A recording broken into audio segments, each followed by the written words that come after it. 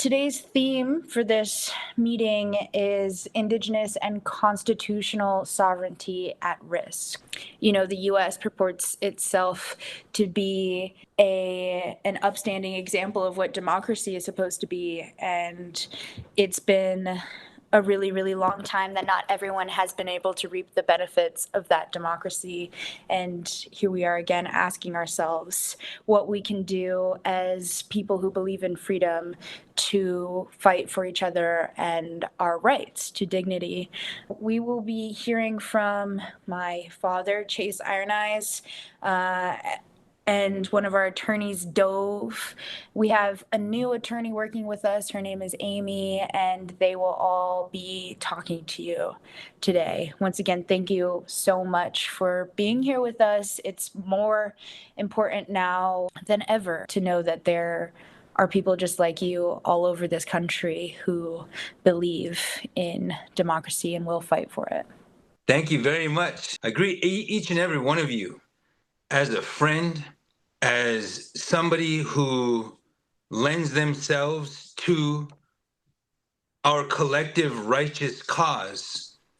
And that cause, as you know, has related primarily to the standing up or the regaining of Indigenous sovereign rights. We have supporters, we have people who know and who realize that their right to pursue life, liberty, prosperity, their right to speak freely for us here in America, under the United States Constitution, those rights depend on our ability to assert those rights and to defend those rights.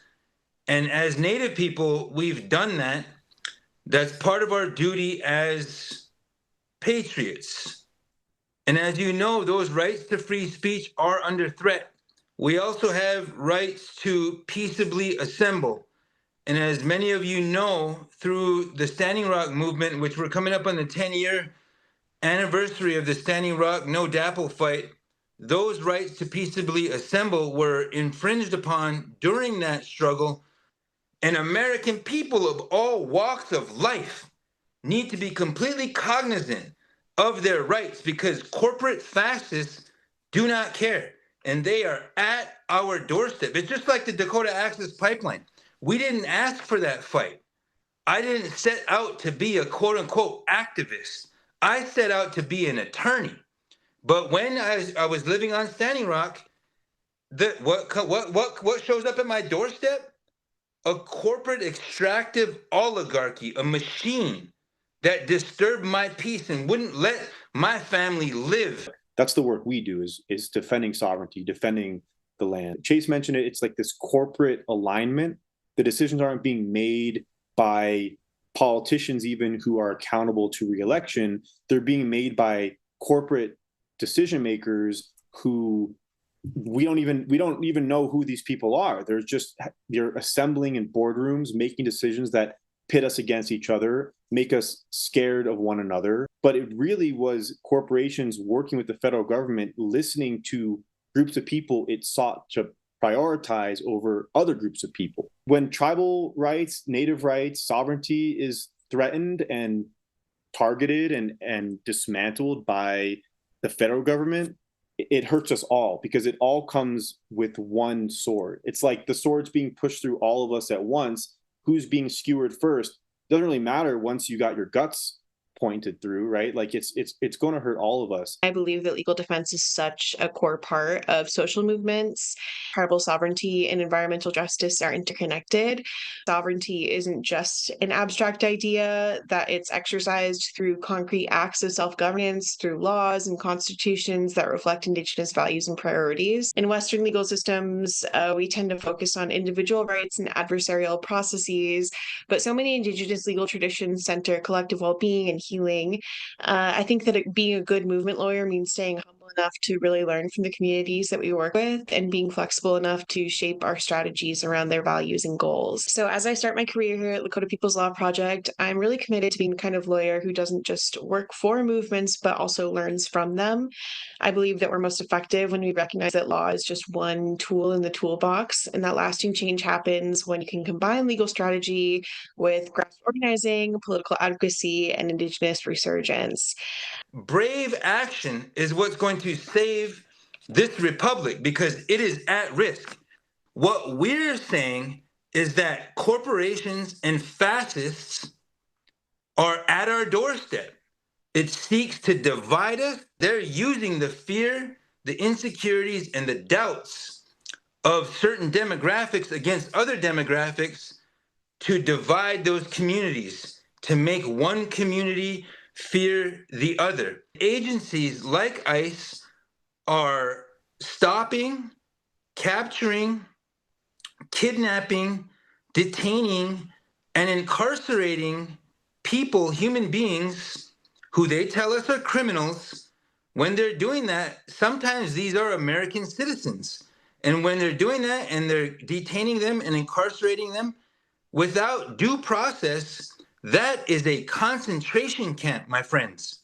Tribes have sovereignty that's inherent to their existence that, as I've said 1,000 times, predates the Constitution, predates any recognition by the US government of tribal sovereignty. Tribal sovereignty stems, it doesn't need the American flag to wave to it or bow to it or accept it. It precedes it. And on tribal lands, tribal nations have powers that don't require federal government oversight. And the constitutional component is really significant because the federal government doesn't owe the type of relationship it owes to tribes to anybody else. The relationship it has with tribes, as I said, precedes the US's own founding in many ways, based on treaties and the right of nations to respect each other's sovereignties and these boundaries. We're connecting on the analysis and the assertion of tribal sovereign and American constitutional sovereign rights. These rights are inalienable. These are those truths that we held to be self-evident. You know what I'm saying? I mean, even though, and sometimes my friends would be like, bro, those are not your founding fathers. I don't care. At the time, of course they weren't. But those truths that we hold to be self-evident, those are now my truths as well. And so the same way you realize and you can feel it in your heart that what I'm saying needs to be heard by millions of people. We're also building up constructive alliances with tribal governments as well as we speak. We're doing the most, whatever we can, with our precious time in full recognition of that fact that we've got to keep walking in that strength, because part of what they're trying to do is switch us so we don't believe in our power too. They want us to just sit there and watch this, feeling like we can't do anything about it. So I just want to thank you again for joining us tonight. And one last thing, okay, this really is the last thing for this little one right here. December 2nd, we're having our I don't know, must be a 4th annual Wopila gathering. December 2nd, right after American Thanksgiving. And of course, Wopila means, to give thanks. It is the ability to give back. And that's what you're doing by supporting us at no matter what circle you're in. If you're a sustaining member, then you're giving back to the righteous cause. And so we have the Wopila gathering on December 2nd. Please mark your calendars for that. And I want to share a song with you because that's how we do. When we want to send our voice, we don't say prayer, we just call it sending our voice. And each of you have a voice. So here goes. Wana ho ye wa yellow, hey wana ho ye wa yellow yo, hey da hey oi. Wana ho ye wa yellow, hey wana ho ye wa yellow yo, hey da ye da. Ho wa kani tawa, hey wana ho ye wa yellow. Hey wana ho ye wa yellow. Hey wana ho ye wa yellow yo. Hey yeah. That means now send your voice. Your sacred voice, send it now. That's what that means.